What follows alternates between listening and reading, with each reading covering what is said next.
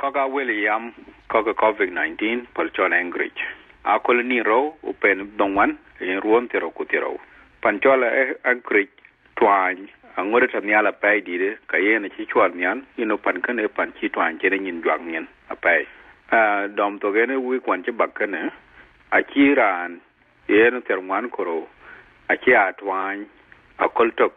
Panchola Anchorage. Panchola Alaska dom togopen diak a gutye kole yen botka dik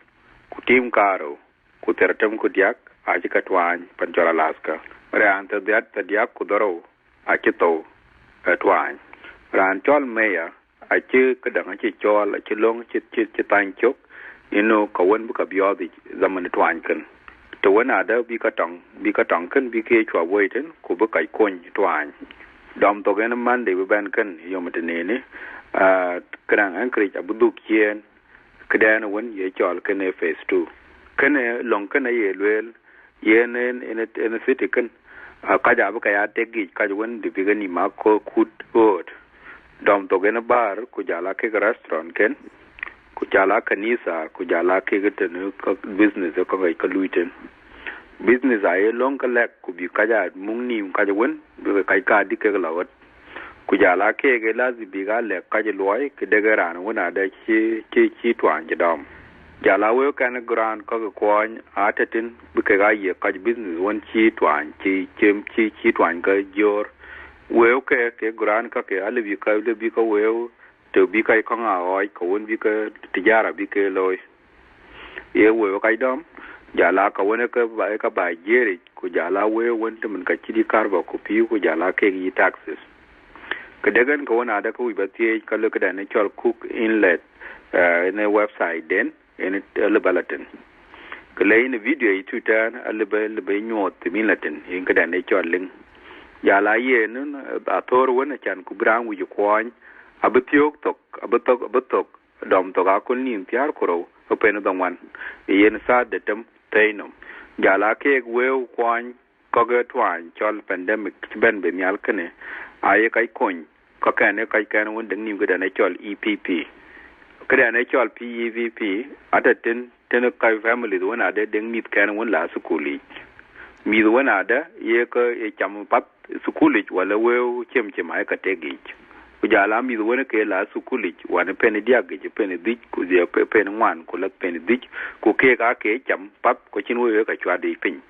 Keg family the one other yakumaka kwan kada natural snap. We can we cock up a juactin cocker natural PVP cocker abaka juagi to den.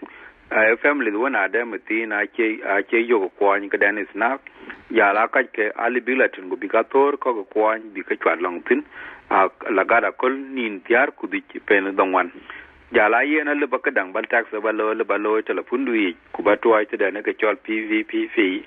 Kene tag message den kan lebatwa numra kani kada natural don one kulayen sefer kudaro kubet kudon one kutok kubet kudon one kutok kudiak ada kong ta te kai timtin go betwine ka ke ate long do rin gatin ka kare an kare wata adak tweng ye chola Alaska Geological Material Center tedan kane et wone libin latin bilatim gukune twine ate address then when actual diak kudatem kudi kutok parkway jala ye no galbala kada natural Eagle River ate kada natural no etok kutok kulayen kubet actual business boulevard in a taintin